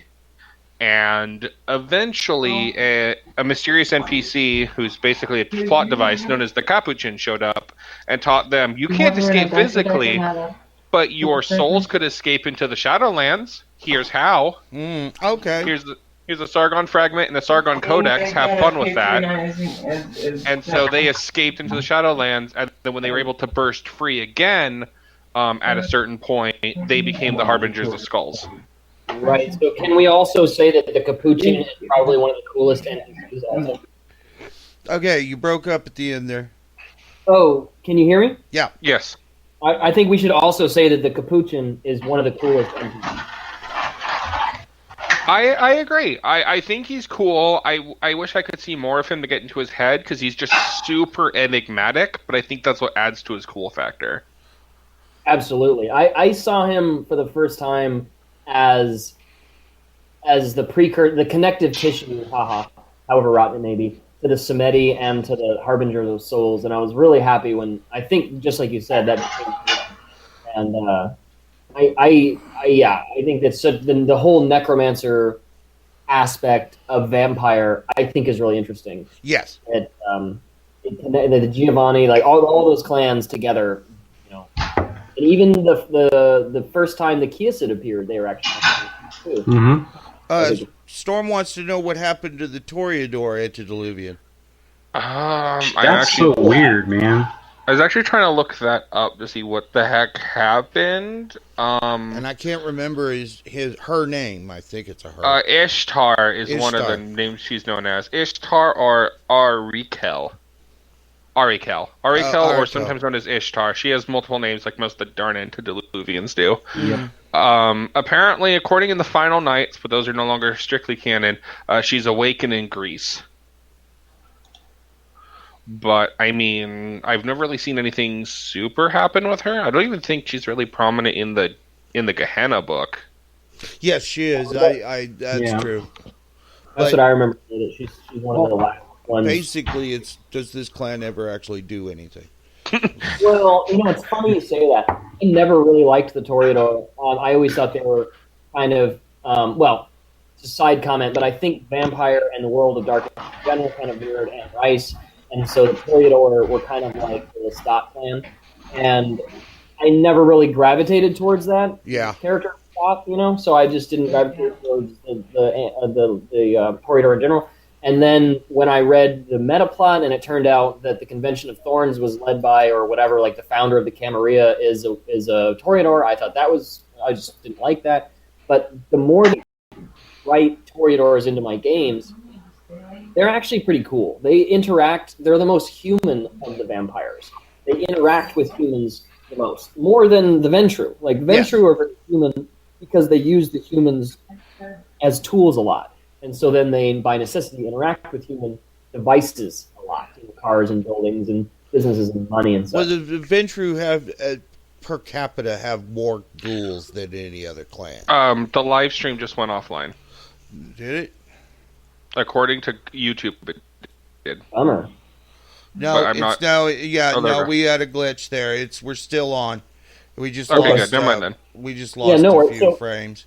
So all I was saying is that I think that the Toreador are interesting if you think about them more like as people vampires. You know, not artsy fartsy painter people. Like Leopold in the novel was an actual sculptor, and he struggled with whether or not he could sculpt very beautiful vampire people. You know, and I thought that was really lame, and just made me want to.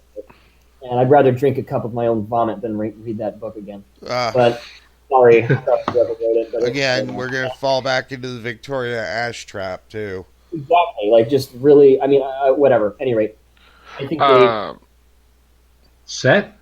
Let me think. What happened to Set? Oh yeah, Horus killed him. He's still dead, but that doesn't mean anything. Yeah, Horus killed him. I mean, one of the Gehenna scenarios is his clan does succeed in resurrecting him, and then he promptly eats them all.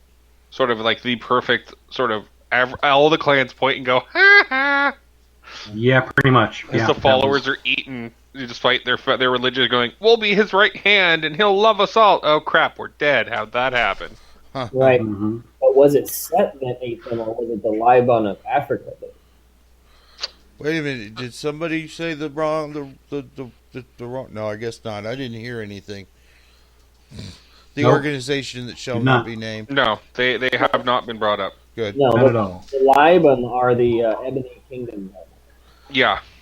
Right. And so why don't we spend the last half hour? Why don't we talk about the NPCs that we've made that we enjoy the most? That's a great. Because honestly, to me, NPCs aren't about the cool meta plot guys. But, like, the guy who runs the corner store, the cop that keeps walking the beat around your haven, that sort of characters can have as big of an impact on the game as the biggest Horus antediluvian existence. Sure. So, I will turn that over to y'all. Go for it, man, because I've never made one. Okay. I'll go with one I've made for a recent Chronicle, because one of my players... For the Sabbat Chronicle I'm doing is actually, I believe, still in the chat. So I've created a character with her who revolves around her character's past, because she took the old flame flaw, which is another person, an old flame from your background, has been turned vampire like you have, but they're part of a separate sect. And since they're doing Sabbat, I figured for Detroit I'd actually do Anarch, because I like the idea of Anarchs trying to take over Detroit. Yeah. So I think that would be very fitting and very cool. So I created this person, and after we decided what their personality was, I had to look at them and be like, okay, so they sort of were a pair of flirtatious clubbers who got turned by different vampires, one Malkavian, the NPC, the other Ravnos. And so the Malkavian, I'm like, how can I make him interesting? And I've worked him into being the Anarch's sort of, he's their Swiss Army knife of a vampire right now. He's a problem solver, and he's good at it because I gave him the additional discipline merit, and now he has presence and dementation, and he likes to stack them and fuck with people. And he does it by using presence to either like dread gaze or the first level, who's I forgot. Eyes of the Beast? No, awe. Oh, I think he does awe, and then uses passions to heighten it and elongate its effects. And he does it because he likes to be in the center of the tension, like he used to be able to be. And I've given him actually as sort of the Malkavian madness, since I kind of wanted to pick one, and I've done a lot of research about this, so I'm good at it, is I gave him schizophrenia. And he has certain hallucinations, both auditory and visual, that he has to deal with, and he interacts with while he's interacting with other people. And I found him interesting so far, and so have most of the players. Kind of like Anatole. Yeah. Kind of like Anatole, yeah. And he's just this flirtatious clubber who's become this sort of problem solver, where the Anarchs are like, we kind of need something cleaned up, and I can't believe we're saying this, send in the Malk. Send in Paulo. And he gets it done. Right on. That's awesome. I also wanted to say hi to all the new folks in the chat tonight. You guys are awesome. We really appreciate y'all being here. Well, yeah, definitely.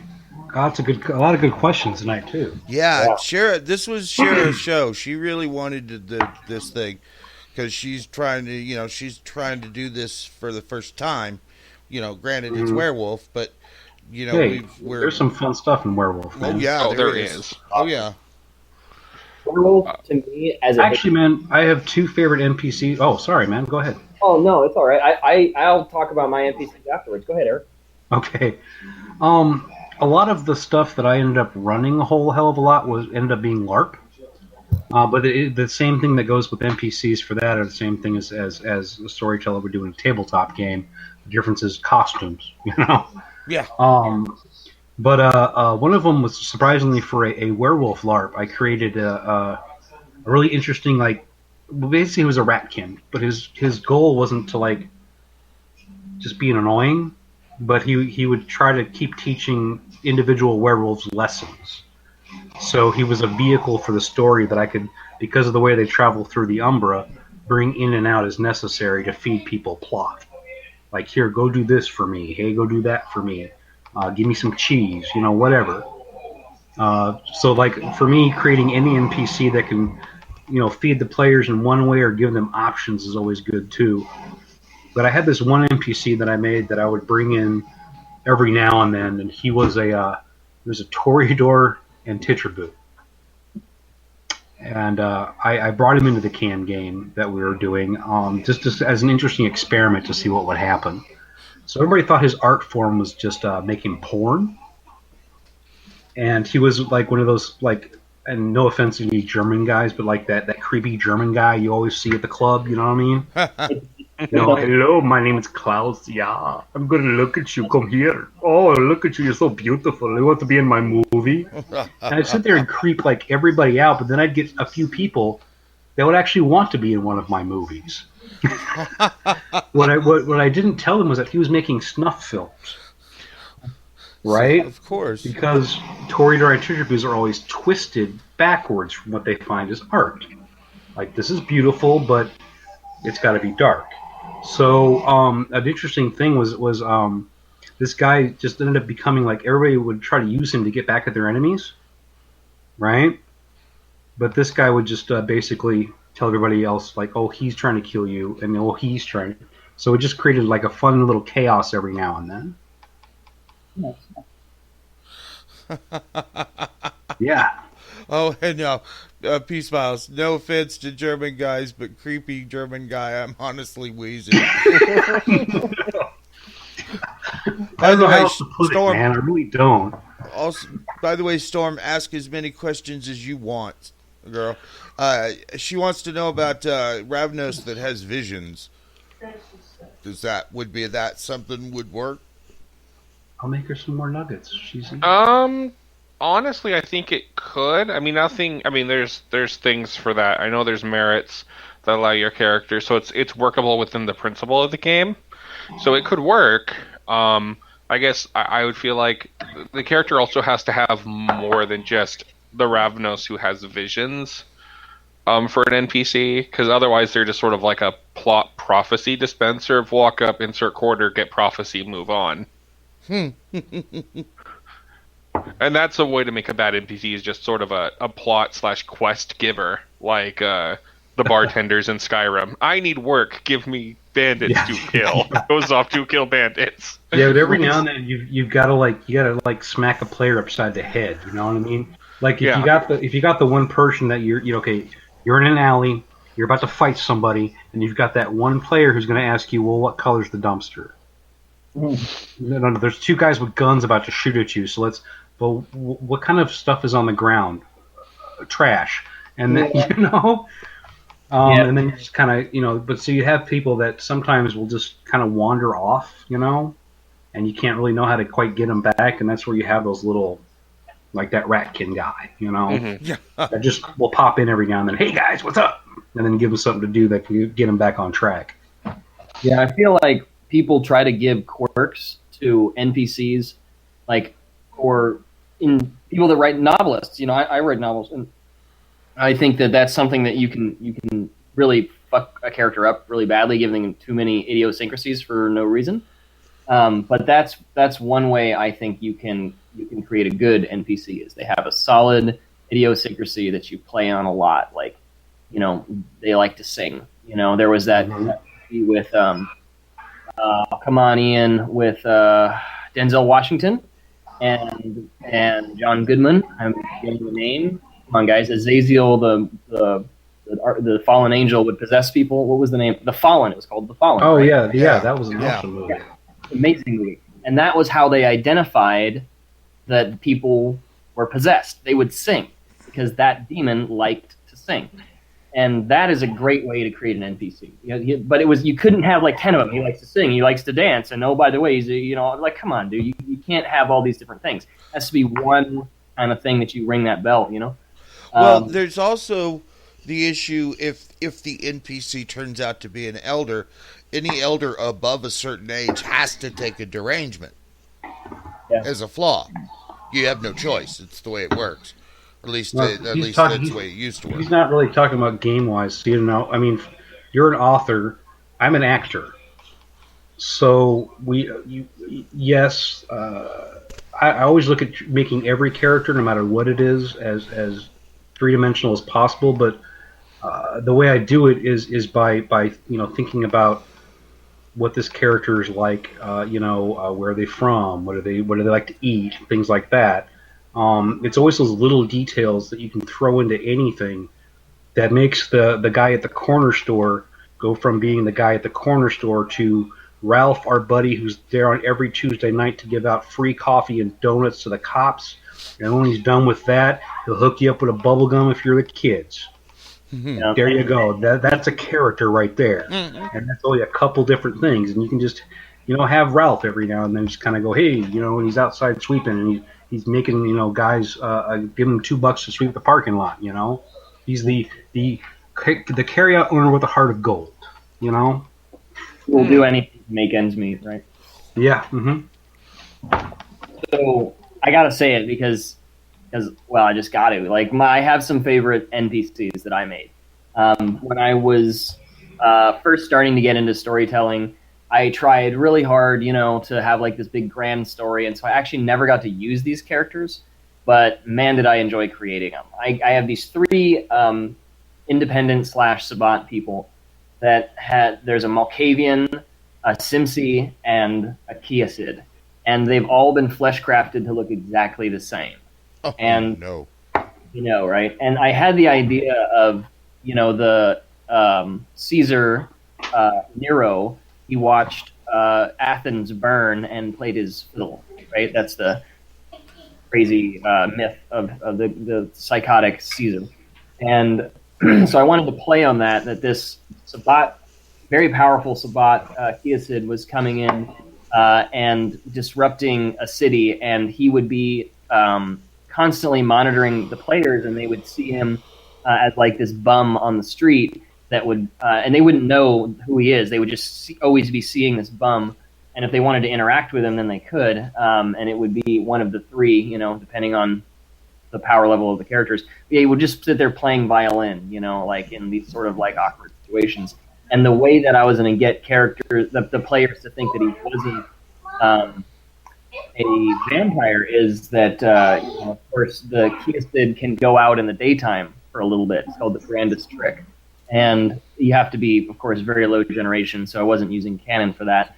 But I felt like you can really have some very interesting twists with NPCs. Like, for example, I had 3 different NPCs that had been flesh crafted to look the same, and one of them was powerful enough to walk out in the sun for 24 hours, so he could, like, make the news and stuff like that. Like this, oh, look at this poor prodigy violin player playing on the street. And then so the players somehow see this newspaper article of this guy, and they're like, oh, well, he's clearly a ghoul at best. But in fact, it's just a very powerful vampire. Yeah. Anyway, I never got to use them. But, Bummer. Yeah. That's also a sad thing when you put as much effort as you do into creating a good, well-rounded NPC, but you never use it. Well, you know what? I got to put a bow on that because that's such a good point. I think what I did was I railroaded these characters. I made characters that really only fit in a railroad game, and I don't really think that Vampire really lends itself to railroading. It's a very sandboxy kind of game. You have a lot of options. Mm-hmm. And I think, personally, railroad games are frustrating. You have to be really, really talented and have really willing participant sort of players.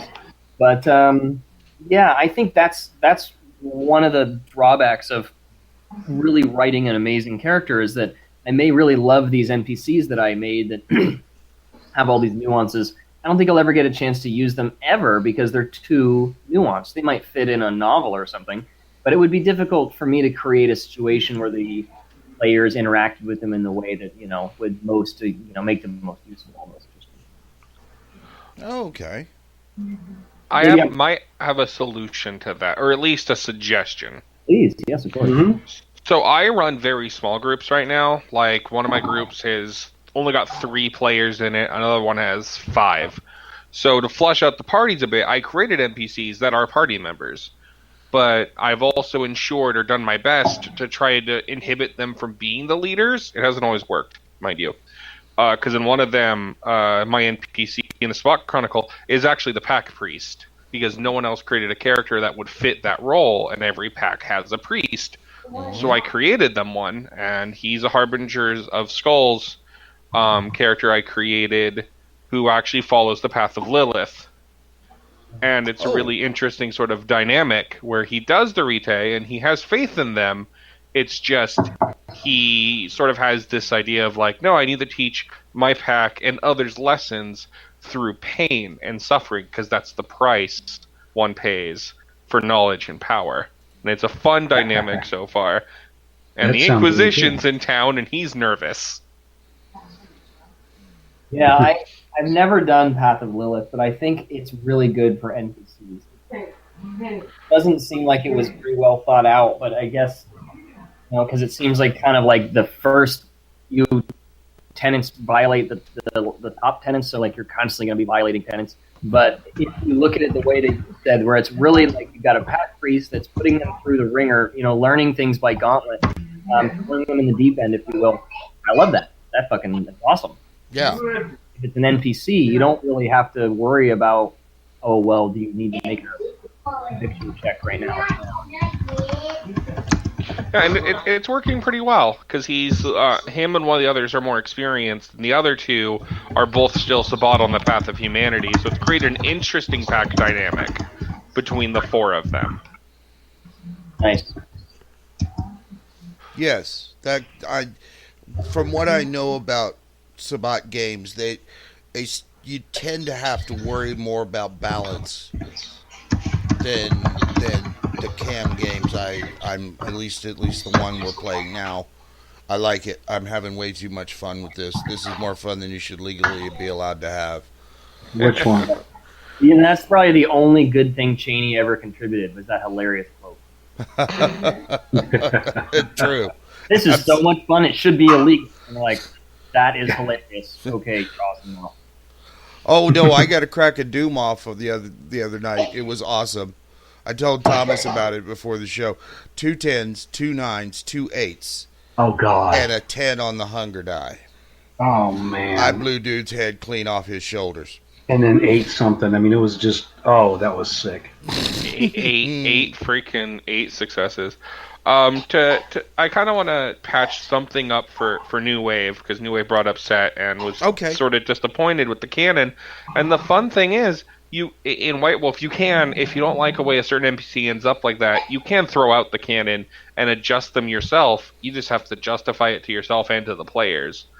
But especially with the big people, like, say, the Antediluvians, with some of them, manipulating their personalities is going to be far easier than others. And it's something you can kind of change and twist and do things with. We also have a new question from P. Smiles. So what do you do when a player latches onto an NPC that you don't ever plan on using for more than like a scene? Like, how do you keep that NPC constantly relevant when you didn't even plan on using them? I gotta say that it's really about the story, and although people focus heavily, and you should focus heavily on having a good time, because that is what it's all about. You shouldn't break the story every time you think you could. It'd be more fun if we just like retcon the shit out of the story. You commit to a story. The story needs to be linear. The scenes need to be coherently connected, one scene to the next. And if it doesn't make sense to bring the character back, don't bring him back or her back. Wait until it makes sense. Mm-hmm. I mean, the other option is if, let's say, if it's one person and the story matters, then get them out. But if the entire game party loves this character, try to rethink to yourself: is there a way to fold them into the larger plot? Is there a way to keep them relevant? And if not, then really your best bet is just to tell them, sorry guys, this person's pretty much gone. I mean, unless you can think of a way to keep them relevant and have your characters act on that, but just be honest. If you can do it, that sense we're all supposed to be having fun, but if you can't, then just tell them it's not going to happen. Like, I can't use ripper rounds. After it was explained to me, it makes perfect sense. It's not the actual rounds that you have to be concerned about, with the exception of Dragon's Breath rounds, because there's a whole different deal there. He was very straightforward with me. I was trying to do something that probably wouldn't have made any difference either way, and it seemed like it was. Looking back on it, I may have wasted more time talking about it than I should have.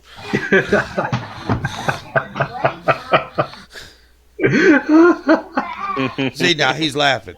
Yeah, I am. Well, come on, at least I recognize it. Yeah, man. That's what I love about you, man. I like Storm's question about taking Angel from Buffy and fitting him the World of Darkness. I agree with New Wave, actually. He would be a guilt-ridden Toreador, and his art is his guilt. Ooh. Okay, now that makes more sense than what I thought. Maybe What'd you Ventrue-ish. Maybe Ventrue-ish a little more, but no. He's way too whiny. Yeah, he'd definitely be a Toreador. Yeah, Spike is Bruja. Yeah. Spike's Bruja through and through, and Drusilla is definitely a Malkavian, and a Malkavian I would like, personally. Yeah. But definitely not a fish mouth. No, Drusilla is not a fish milk. She does that thing of, I'm cute and dollish, and now I'm going to fucking rip your face off. Yeah, right. Exactly. Darla would be Ventrue. Angel Sire, she would be Ventrue through and through. Yeah. But since the show came on, it didn't draw very heavily on a lot of the gaming vampires, but it did draw on the previous vampire shows and movies. Yep. As far as that goes. Because, you screw up and use the wrong thing, you wind up getting a cease and desist at the very least, or sued, as in Underworld. looking at you, Underworld. Oh, man, that was so much fun. I remember when that came out. It was just... anyway. I love that they cover that in the World of Darkness documentary as well. They cover that lawsuit. Yeah, I heard that. I haven't got a chance to watch it yet. It's good. Also, a common misconception I wanted to point out earlier. Ian, you said that World of Darkness seems to borrow a lot from Anne Rice. It's actually funny. The creator never read Anne Rice, but he watched all the movies and books that were inspired by Anne Rice. And so in the end, he's like, I didn't want to read it because I thought it wouldn't work well for my game. But all the things I liked were inspired by it. So, okay, you were talking about Louis and Lestat being Toreador. Yeah. But Marius is Ventrue all day long. Totally. Or maybe Toreador too because of his painting and shit. But Well, I'm going to go ahead and I just want to put a little keystone on my statement. I don't actually think that somebody sat down and I don't think Mark Ron Hagen sat down and read all of the Anne Rice books and then says, well, I need to make an RPG out of this. I feel like, in general, the way that literature works is that we stand on the shoulders of giants. Like somebody lays down a foundation and it creates a movement. And I feel like what World of Darkness did is it took the classic horror creature tropes, which were vampires, werewolves, witches, warlocks, and fairies, and ghosts, of course, and made them into an RPG game about losing. Not losing faith. sounds like Victor got it. put it best from walking away from Arcadia, but losing fantasy. Like a disconnection from fantasy. Like, as fantasy dies, so too do our imagination. And I feel like that's kind of like the reason why they latched onto those tropes. They wanted to rip off Anne Rice. It's that's just what the literature was doing at the time, is that we were revisiting these major tropes, and so they all visited the same ones. But yeah, I do think that it followed Anne Rice, even if he didn't mean to. I agree. Now, there's a set of vampire stories that I'm pretty sure they didn't even think of when they built Vampire the Masquerade. That would be the Necroscope series. Those books are cool as hell. They are great. It's a great story. Vampires come from a tidally locked world where one side of the planet's always dark, kind of thing.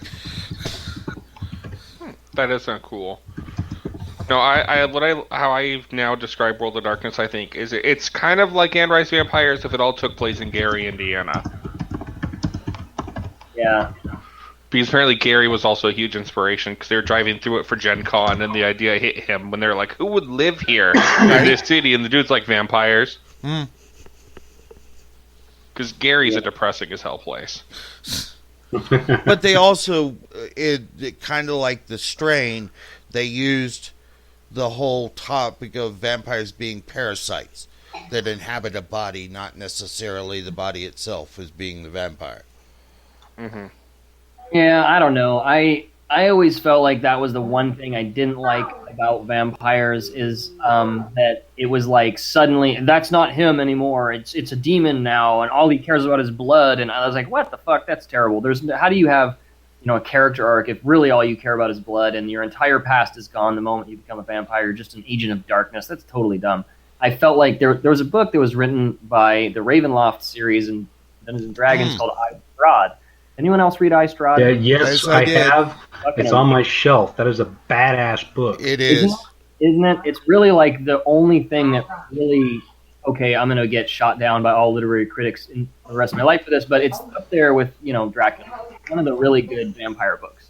Definitely. And it set the stage for vampires, just like Dracula did, for vampires to have a personality. I mean, they had an ultimate drive. Maybe it was taking over the world. Maybe it was finding their long-lost love, but it wasn't just sucking blood. It was way more than that. And the other thing, you have to also the sequel to that, Night of the Black Rose, right? Where it continues is those two books. I mean, I'm glad you actually brought that up because I haven't thought about that book in such a long time. Vampire, those two, only elf and vampire ever. Yeah. It's like you got these great tragic characters, which also is good because White Wolf redid Ravenloft, and I've got all those books. Right. They're freaking amazing the way they did it, Yeah, I think that's what I was getting at, is that a lot of people, some of my very close friends, think that the drive that all vampires have in the World of Darkness is to suck blood, and that's like everything comes back to Vita, and I just don't think it's that way. I think that there are vampires that conquer their desire for blood and walk out into the sun and kill themselves. I think that there are vampires that see that blood is just a way to keep them going so that they can, open up a hole to the Shadowlands, blah, blah, blah, blah, blah. I think that they're more complicated than these little bloodsuckers. Yeah, I mean, the other thing is that, you can tell, like I said, you can tell all those stories, that you were saying, but also the way I always looked at it is that the hunger is something that you're not always aware of. And that, you're trying to do this and trying to make this goal, and you have no idea when that is going to backfire on you because of this thing that you don't always have control of. Right, the beast. Yeah, which is, that's how I use it in a game. Just to kind of bring us back on topic for the last couple of minutes here. So, has anybody used any of these characters as a template for an NPC for your game? No. A couple of times I've used other characters as sort of like a springboard or inspiration, but I always try to make sure there's enough separation to degree that it's not an automatic copy. Because if I'm just going to use someone as inspiration, I might as well just use the character. Don't even use even close to the same name, and there's some. Shit! I think we may have just glitched again. I hope not. I've done it before, and it can work well. It's if you need that sort of base springboard, it's a good idea. But again, the other question is if they're going to be super similar, you might as well use the same character. Yes, I agree with that. But to say Anatoly, for example, was my favorite character growing up, and then I really didn't like that he committed suicide. And of course, he didn't commit suicide. He became part of the Madness Network or blah blah blah. But when I had a long break in Vampire because I went off to college and didn't know anyone else that played it, so I didn't really pick up the books for a while. And during that period, some things happened like V20 and stuff, so I had to get back into it. But anyway, I really didn't like that he was really religious, Catholic or whatever. I didn't like that he committed suicide, and so I actually, excuse me, a number of times created Beckett 2.0 and Malkav or whatever. And Anatoly 2.0. And the way that I changed them, I felt like was enough that it made sense. Like I have a sort of a Kiasid character that's like Indiana Jones. It's like that's this all the things that Beckett does, but he's not a gangrel, And I have a Anatoly character who's more like a spiritualist, hippie, I guess, than Catholic, and didn't kill himself. And I think that he didn't technically kill himself. Right, he just went into the Madness Network. Well, yeah, but no, what I was saying is that when he found the cave that had been artistically improved by, the eye, and then just sort of hung himself on the damn thing, like, hang him from the tree of woe. Well, if it makes you feel any better, I'm pretty sure they retconned that in V20 because he's physical in Beckett's Jihad Diary. Okay, that's right. So, we talked last week. Yeah, so he's back, and they got rid of that. So, and he's a lot less religious now. I was just getting a PDF copy and reading it. His character comes through really well, and he's kind of a dick to Beckett in one chapter, and I love it. Well, there's a scene in one, again going back to the Clan novels, is I want to know how crazy you have to be as a Malkavian to be able to sit out in the sun. Yeah, you just the sun doesn't exist and just hang out. It's just a Ratchek roll, right? It's difficulty 10 or whatever, but how many difficulty 10 rolls have you made? It's not that. It's not that uncommon. Well, no, it was just like he spent the whole day praying to this angel statue. Yeah, fair enough. Yeah. Yeah. I have a random question because it was brought up earlier, and I have mixed feelings about him. What is everyone's feelings towards Vlad Tempest? Dracula as an NPC. They ruined him. He's not powerful enough. Yeah, that's part of it, and the other part is I don't think he should. I think he should have been La Sombra, not Simiche. I agree that he shouldn't have been Simpson. It just doesn't fit. Actually, I think it does. How come? Because of the things that he does. What? With the flesh crafting dots things, and he does gangrel stuff more than he does Cincy stuff. Because he could actually, in the novel, he could go out in the sun. His And powers were reduced. Yeah, and he was like a Kiasid almost. Yeah. You know, the thing is that, I mean, another thing is that, honestly, with Dracula, it'd be even hard to nail down a clan.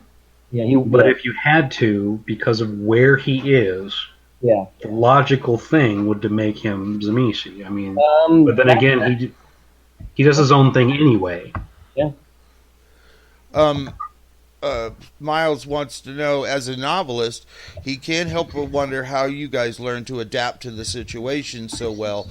I have everything near set in stone, and the idea of someone taking off from that would be infuriating to me. Well, here's how this works. Your chronicle does not survive as written as soon as you start playing. Because the characters are going to do what the characters are going to do. So you got to be able to deal with it on the fly. You can get frustrated, but that's not going to make the game any more fun for you or them. Right. So I think what he's talking about is a technique that Nabokov really pressed called outlining. And so you outline your whole novel, and then you just sort of fill in the blanks. I do that as well. It's a very powerful technique. What that really is, literally, that's railroading. That is what a railroad campaign is. Mm-hmm. So, and it doesn't work. It usually doesn't work. I would say it doesn't work 90% of the time because the players have their own ideas, and that's good. That's a good thing. But if you have like really cooperative players, a railroad game can work fine. But I don't recommend them. I don't do them. I think the issue with that is kind of like, I don't know if you've ever like done any wrestling or boxing or martial arts, and like you have to get past the throwing one punch. You have to do multiple. You have to throw combos. You have to roll around on the mat, and it's a different skill. You really got to work at it, and eventually it'll just come to you. Your character will say, you know what, fuck this. I'm out of this town. I'm getting in my car. It's 8:00 at night. I have enough time. I'm driving to the next city, and I'm buying a new flat in a new town, and and just completely ruins your story. Right now, you got to have to invent a whole new Primogen and all this bullshit. You just have to get used to that. Well, and also is that sometimes, and it does actually happen more often than you would think, is that you've written this down, your chronicle out, this is what you want to try to accomplish, but sometimes the character or characters will wind up taking the game in even a better place than what you had written down. It actually works out better because of them, not necessarily them just fucking everything up every chance they get. And I got to say one more thing, and then I'll try and shut up because I just talked so much. Well, no, we're about done anyway. Right. I have a little tool that I use for that exact thing, like, because I'm a railroader kind of guy. I have this thing where it's like, okay, you're in this city, and I think you have a lot of options, and I map them. And so I actually have a plan for like 20 different things that my characters could do. I only really develop like 1 or 2 or 3 of them. But, that's another way to do it, is to actually say, okay, if they drive to another city, what is that city? Who is the prince? Who is the Primogen? Is it Cam or is it Sabat? Stuff like that. Maybe just, it's a lot of extra work, but you can develop the surrounding cities and stuff. Okay, thank you for answering that, Thomas, for her. We appreciate it. Okay, guys, we are about out of time. I want to thank our guests and our wonderful folks in the chat and all the good questions we've had all night long. That has been part of why we do what we do, is so that we can help you out with what you're trying to do as far as our games are concerned. So I'm going to let Ian get his plug in one more time, and then I'm going to do my end spiel, and then we'll go.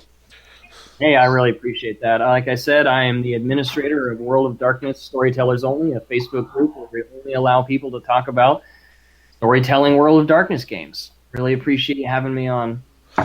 Always happy to have you. And you'll be back next week for the Cosmology show. I sure hope so. Oh, you will. I'm pretty sure you will. That one's going to hurt my head. Right? Yeah. Because I'm going to bitch about one thing.